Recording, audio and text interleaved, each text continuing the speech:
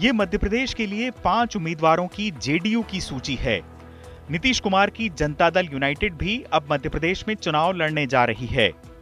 MP के लिए party ने 5 उम्मीदवारों का ऐलान किया है और अभी 10 और उम्मीदवारों का ऐलान किया जा सकता है।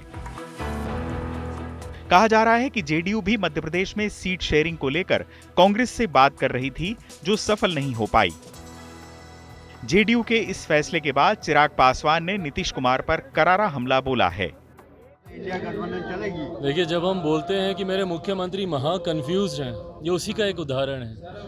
आप ही ने ये मुहिम शुरू की विपक्षी एकता की, दरवाजे दरवाजे आप गए। वो भले वो बात अलग है कि अपनी व्यक्तिगत महत्वाकांक्षाओं को साधने के लिए वो गए, उनको खुद प्रधानमंत्री बनने की लालसा थी, उस चक्कर में वो हर दरवाजे पर गए ये अर्जी लेकर कि विपक्ष उनको नेता के तौर पर स्वीकार कर ले।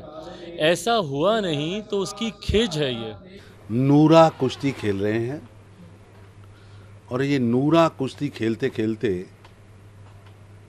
एक दूसरे का ये जो भानुमति का कुनबा है ये ज़्यादा दिन टिकने वाला नहीं है। कोई इधर से पकड़ा, कोई इधर से पकड़ा, सबको इकट्ठा करके एक कुनबा बनाया है। ये बिखरने वाला ही है और बिखरेगा ही।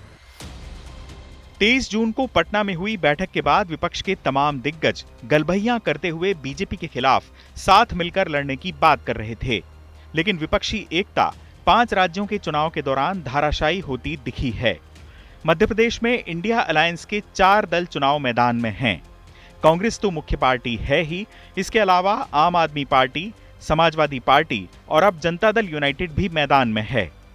हद यह है कि सीट शेयरिंग के मुद्दे पर जिस तरह जुबानी जंग हुई है, उसने इंडिया गठबंधन की आपसी समझ को कटघरे में खड़ा किया है। सर, सारी टिकट आ गई है सर, क्या कहना चाहेंगे? किस तरीके का माहौल है प्रदेश में? बहुत बढ़िया माहौल है, सब जगह लोग फोन करके कह रहे हैं, बहुत उत्साह है और दिखती संख्या से हम सोच रहे थे हम जीतेंगे, अब हम उससे ज्यादा जीतेंगे। सर, अखिलेश यादव ने आरोप लगाया कि ठाकरे भी बोला। अरे भाई छोड़ो अखिलेश, अरे भाई छोड़ो अखिलेश। आपने बुलाया, आपने बातचीत की, हमने अपनी परफॉर्मेंस बताई और उसके बाद आपने हमारे नेताओं को रात के 1 बजे तक बैठाया। तो आखिरकार क्यों आपने ऐसा किया?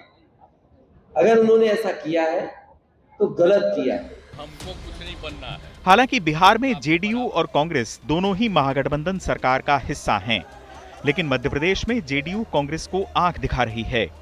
मध्य प्रदेश में इंडिया अलायंस के अलग-अलग घटक दलों के चुनाव लड़ने से बीजेपी को फायदा होना तय है, लेकिन अब सवाल लोकसभा चुनाव का है।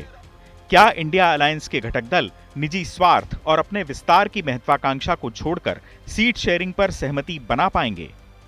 चुनाव आज तक।